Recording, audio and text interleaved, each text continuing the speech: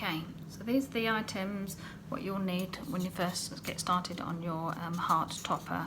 So I just have a simple, basically it's just a craft and polystyrene hearts. They come in packs of 2 that I get from the range. They're only about £1.50, which, you know, for something like this is perfect.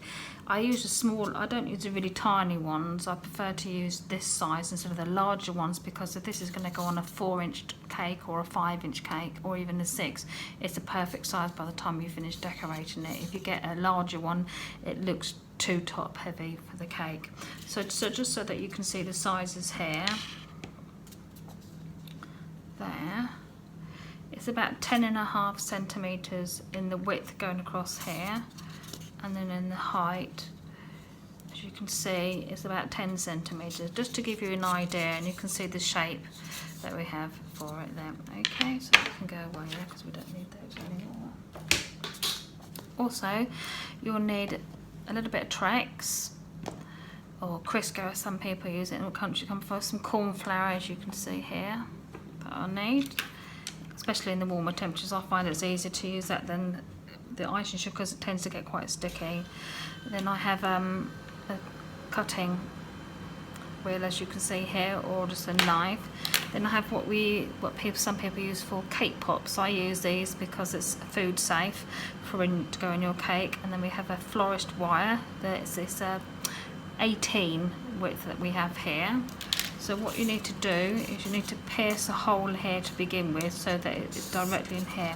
So where you have your wire, you want to be having your wire about this much that goes into the cake. Don't worry if it's too long to begin with, because you can trim it, so like so. And then obviously this is going to go into your cake pop like this. So when I come to show you when it's finished how you insert it into your cake, I'll show you the way I want to do that. So all I do to begin with is just get a paintbrush, and I try to go as straight down as I possibly can, because this is about the same width. It's only a small paintbrush or a thin paintbrush, as you can see, to go in, and then just keep turning it. Now you want to get this as straight as possible, because obviously once you insert this, as you can see, that's not straight.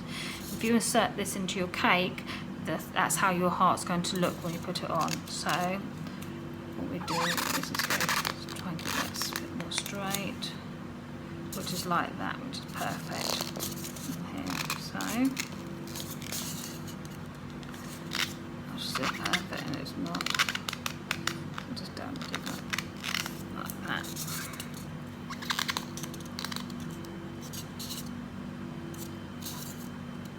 Yep, that's perfect. So get your cake pop.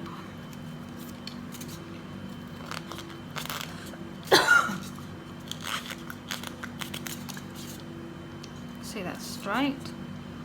So I just need to bend it a bit more in, so we can see that it's nice and straight this way, and we can also see that it's nice and straight that way. So just push that in.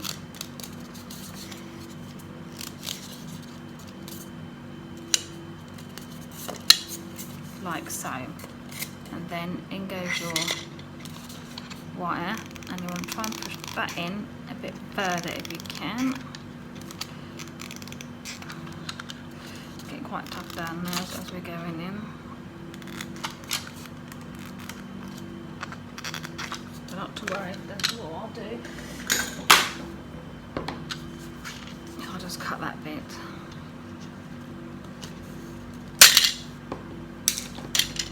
So you can see it's not going to be sticking out here, so there's no interference at all when you come to add it into your cake.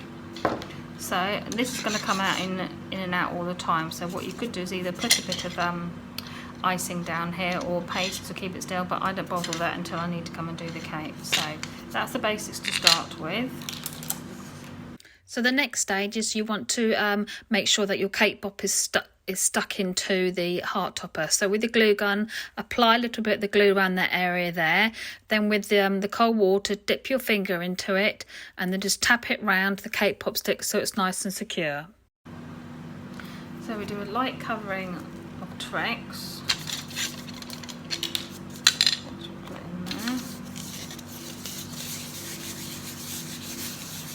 I don't use glue or water because it's just easier to work with the Trex to get it on. like so. So that can just sit on my Trex box for now. I'll just with my hands. Make sure this is nice and clean.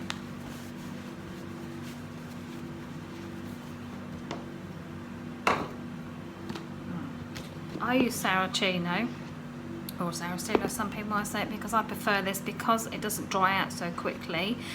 I got time to do any curls or curves, and that as some people say, it got more movement in it than what some other pastes have got. And since I've been doing the heart toppers, I prefer to use this, because I did use some other brands but they dried out too quickly, so this is the best one to use for when you're doing these toppers. So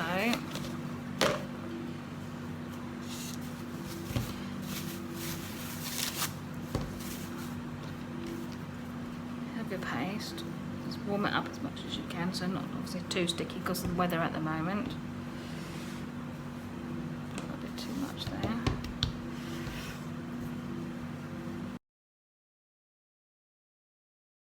Make sure you keep turning the paste so it doesn't stick to your workbench.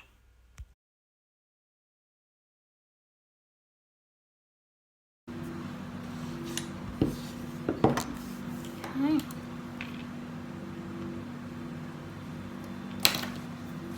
Let's put that bit to the side for a minute. I'm not going to need all of that.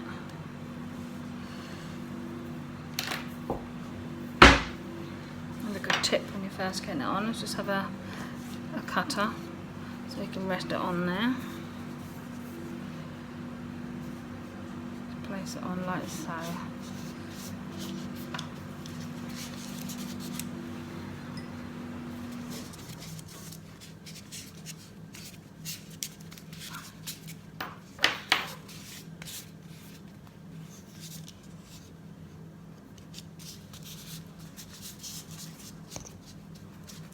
All I'm doing is just using the palm and my fingers to get it all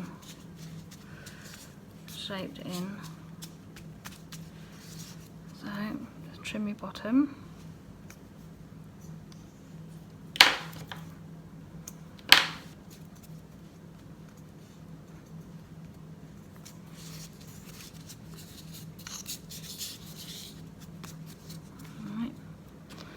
See the centre, you can just about see a line here, so all you need to do is just take the knife and just cut it.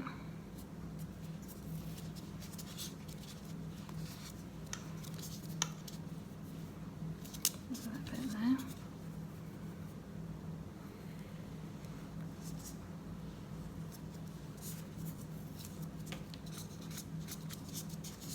And this doesn't have to be perfect. As we go along, you'll see why.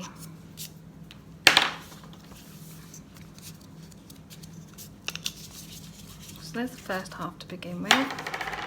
There. You may need to put another bit of Trex over it, where your hand's just been holding it. Make sure you put it onto the back bit of the paste that you've just attached. So keep that like that for now, on there resting. Get your other piece of rolled out and then just cut it. And my hands are getting a bit sticky now, so I'll just dust them a little bit with corn flour. And then just apply it. It's exactly the same as what you just did before on the other side.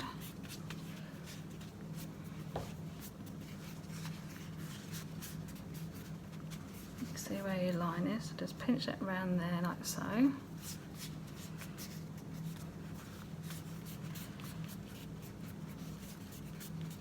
Get it in.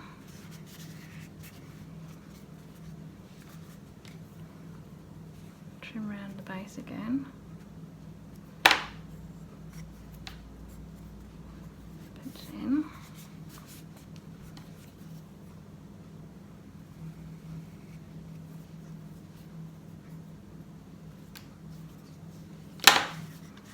Not too worried about that, it's not meeting at the moment, because the good thing with Saracino is that it blends in nicely.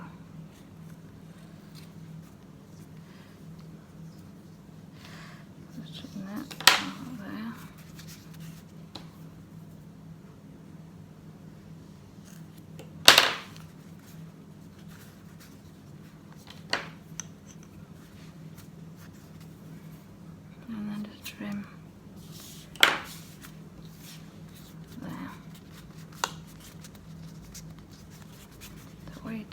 Just pushing it together so you get a nice join. Make sure this is nice sealed around the cake pop stick.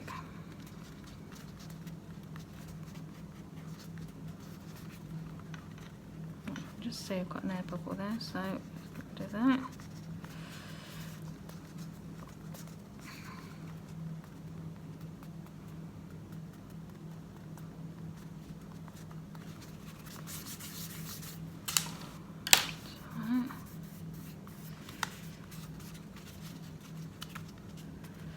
And then just making sure that it is all sealed, it's not going to come apart.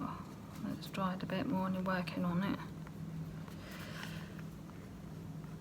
And you can see all I'm doing is using on the tools. You can use a paintbrush, you don't necessarily have to use one of these. Just making it all a bit more smoother. I'm just rolling it, I'm not pushing it, I'm rolling it. So then, hands are a little bit sticky again. Just go around with the palms of your hands. Trying to smooth it out.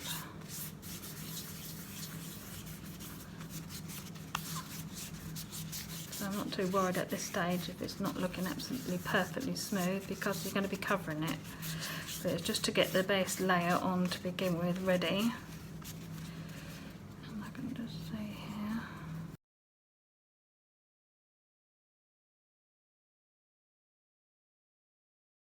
I can just see I've got a little air bubble there, so all you need to do is just get an acupuncture needle.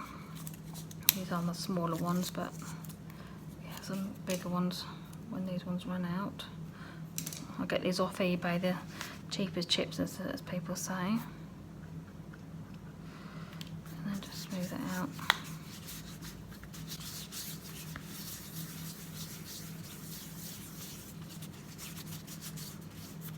Making sure this is nice and shaped as well. Another air bubble there.